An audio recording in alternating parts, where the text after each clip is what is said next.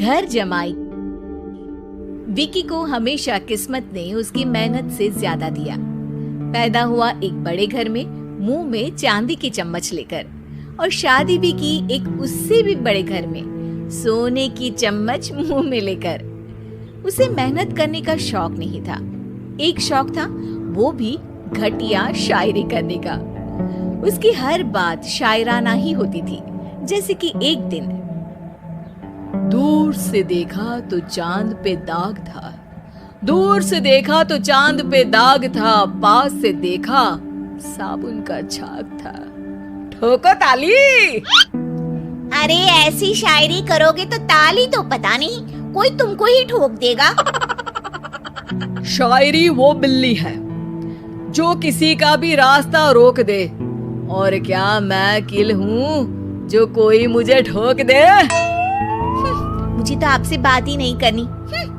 मैं निकला था गाड़ी लेके, लेकिन दौड़ के जा रहा हूँ। मेरी शायरी कोई नहीं सुनता, मैं घर छोड़ के जा रहा हूँ।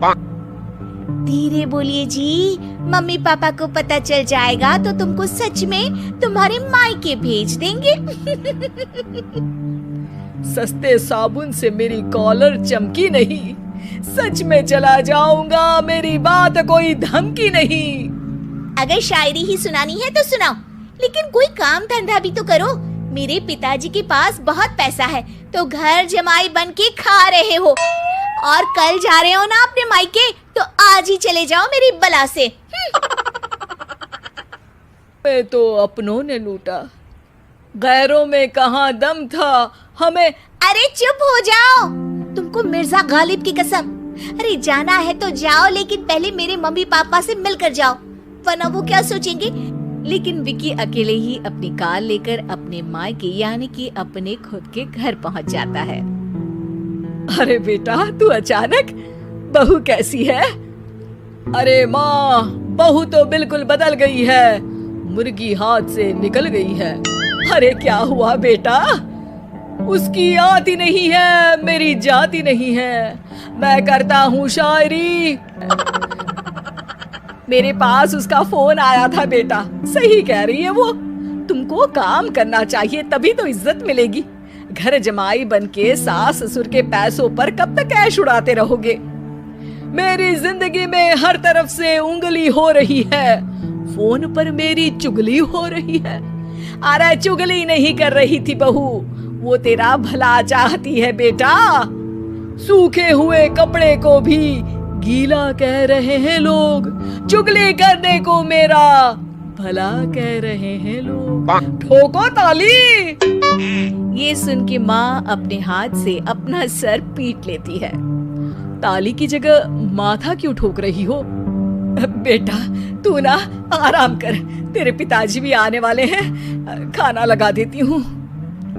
विकी अपने घर भी दिन भर टीवी देखता है, तरह तरह का खाना खाता है, दोपहर तक सोता है, चाय पीता है, वीडियो गेम खेलता है, बस काम करने नहीं जाता।